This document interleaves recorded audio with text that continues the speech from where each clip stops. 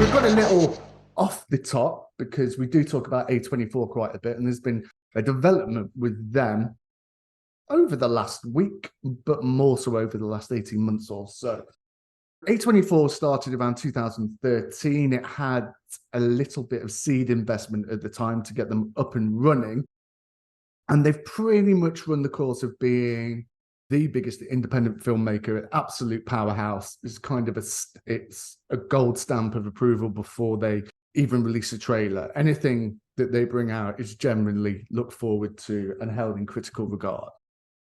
The good thing that people always stand by is with A24, they basically make a lot of small films that don't need to turn too much of a box office run to become fiscally rewarding. So they're able to attract directors and they're able to attract technical staff and actors, on and off screen talent to projects they probably wouldn't usually go for the amount of money that's on offer. Especially the running horror films. One of the most recent ones, Talk to Me, I think it's probably still one of my favorite films of the year because it didn't only focus on the scares and the boogeyman under the beds. It was a real inspection on grief and whatnot. There's a whole episode on it anyway, so you can go and check that out if you want to hear about it.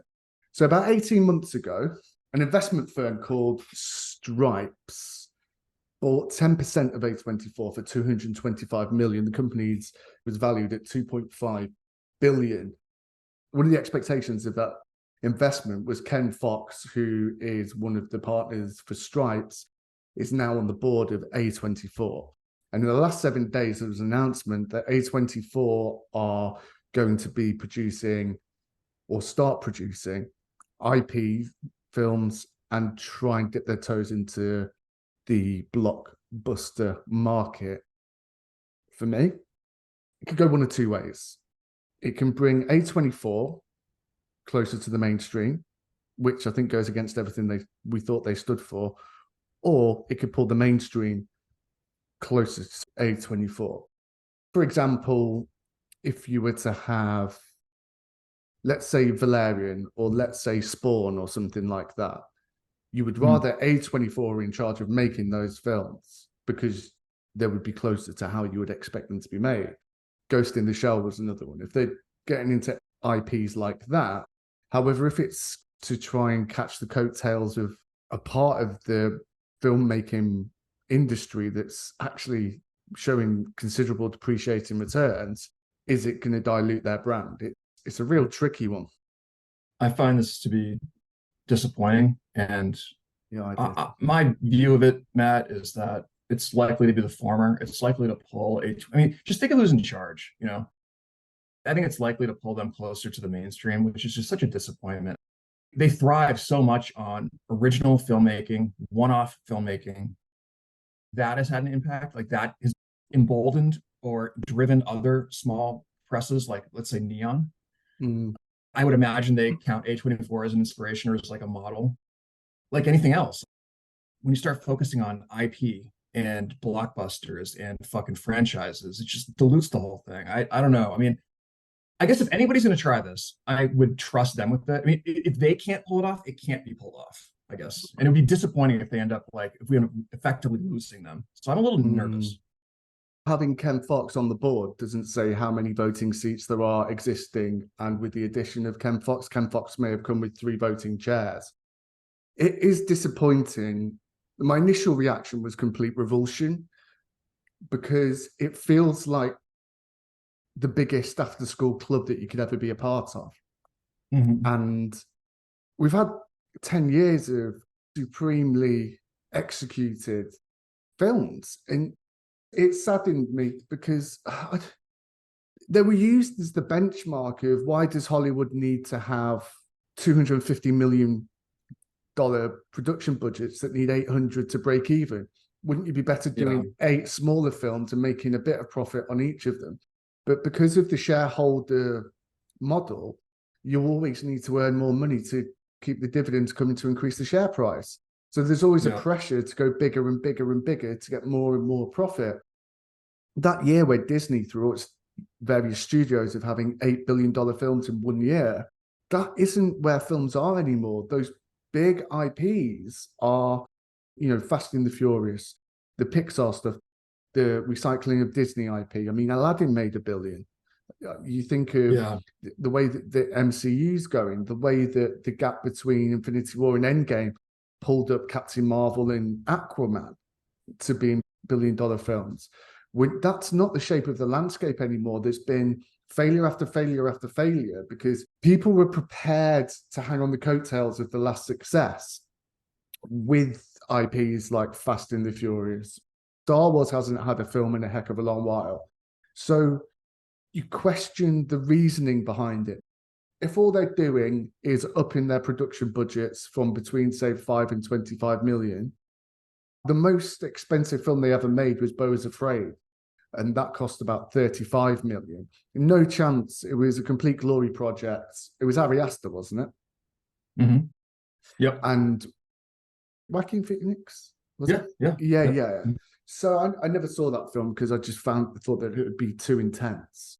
It's actually been largely recategorized as a horror film now. I haven't seen it. I missed it.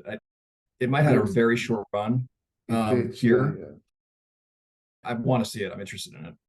It was over double the previous production budget that A24 have done. So maybe they're simply looking for that flexibility to go up to the 100 million. But if we look what The Northman failed to achieve, made by Focus, distributed by Universal, the production budget of that was something like 70, 80 million. So just using a factor of 3 with cinema cuts and also advertising, you're talking about that needing to be a 300 million film. And that was like a big budget indie film, really. That's what it felt like. Mm-hmm. And even that fell flat. It's concerning to me. If we're saying it's in addition to everything that they have been doing, then okay, we still have what we love and we don't have to pay any attention to the rest of it. However, looking at what the MCU did when it went from cinematic to episodic TV, there's a big stretch there. And can the resources necessarily match that? I don't know. It's worrying.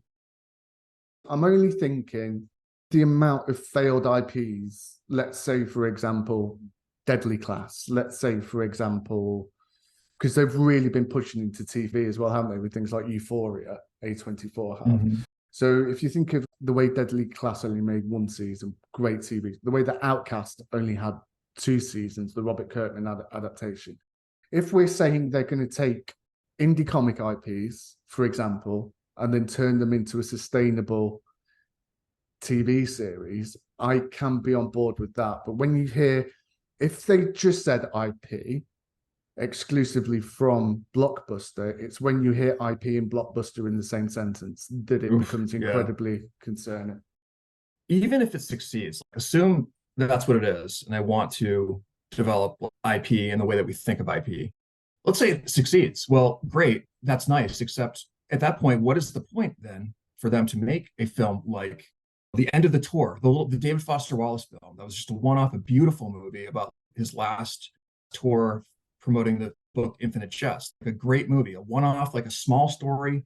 So even if it succeeds, I can't imagine they're going to make a movie like that also, It's like that stuff just gets left behind. I feel they almost have to do a division of labor and almost have two production companies with people running each. I have so many questions about it. It makes me a little anxious thinking about it. Succinctly, my view is the danger is not that it fails. The danger is that it succeeds and that you lose the stuff that we love, because there's going to be no incentive to make those movies anymore. Just like the entire economic, model of films entirely. Like we always complain, there's no mid-market dramas. You just don't see those anymore. They're very unusual. It's either like IP, maybe a comedy. There's a whole category of films we just don't have anymore because of that economic move towards IP filmmaking. Stands to reason that the same forces would affect this. And so that is just so sad. I mean, whatever. We'll see how it goes. But I don't know.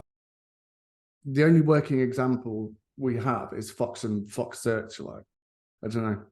But if they come back and they say the first 3 things that they want to adapt are Transmetropolitan, Department of Truth, and the Sixth Gun, or something like that, then that's going to be a good indicator of what their intentions are. But and what do they mean by blockbuster? Are they going to try and create something like Fast and Furious, where they start from scratch, but they just make an extended universe with some? I don't know. I don't know. If they did like a Black Hammer, that'd be a good example. Although that would be adapting something. That's the kind of thing that would be interesting. Like, yeah, that would be interesting. Like, So if it was something like that, then great. What I don't want is when I think it was Universal paid 400 million for The Exorcist to make a trilogy of films. So many questions, Tim, not enough answers at this point. We'll probably start to see it 2025. Well, here we go, I guess. Enjoy 2024, people. That's what we're saying. Yeah, that's right. Oh, dear.